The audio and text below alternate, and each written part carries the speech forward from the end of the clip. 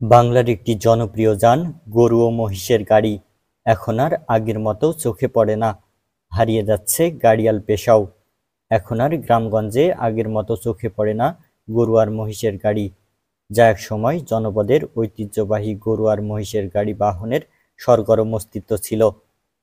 ছিল সর্বত্রই এই গরু আর মহিষের গাড়ির কদর। কি বিয়ে, কি অন্য কোনো উৎসব, গরু আর মহিষের গাড়ি ছাড়া যেন কল্পনাই করা যেত না। পল্লী এলাকার জনপ্রিয় বাহন ছিল গরু আর মহিষের গাড়ি। বিশেষ করে জনপদের কৃষি ফসল বহন ও মানুষ বহনের প্রিয় বাহন ছিল দুই চাকার এই গরু আর মহিষের গাড়ি। যুগের পরিবর্তনে এই বাহন এখন হারিয়ে যাচ্ছে। জেলা, উপজেলা, গ্রাম বাংলার জনপ্রিয় গরু ও মহিষের গাড়ি এখন অধিকাংশ অঞ্চল থেকে বিলুপ্তির পথে।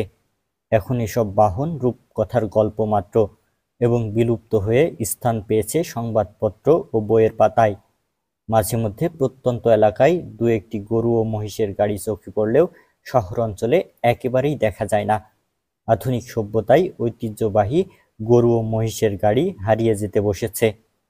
যুগ যুগ ধরে কৃষকের কৃষি ফসল বপন ও বহনের গুরুত্বপূর্ণ বাহন হিসেবে পরিচিত ছিল গরু আর মহিষের গাড়ি।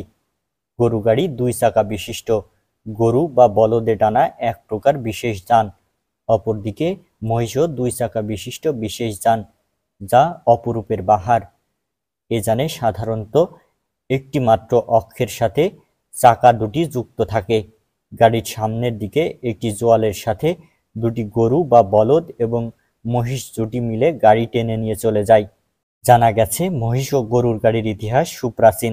খ্রিস্টজন্মের 15 থেকে 16 শত বছর পূর্বে সিন্ধু অববাহিকা ও ভারতীয় উপমহাদেশের উত্তর পশ্চিম অঞ্চলে গরুর গাড়ির ও মহিষের গাড়িতে চলাচল প্রচলন ছিল, যা সেখান থেকে ক্রমে ক্রমে ছড়িয়ে পড়ে।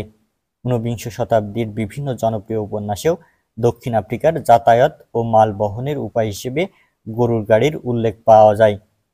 এইচ রাইডার হ্যাগার্ডের বিখ্যাত উপন্যাস কিং সলোমন মাইন্স নামক উপন্যাসেও গরুর গাড়ি সম্বন্ধে বর্ণনা রয়েছে।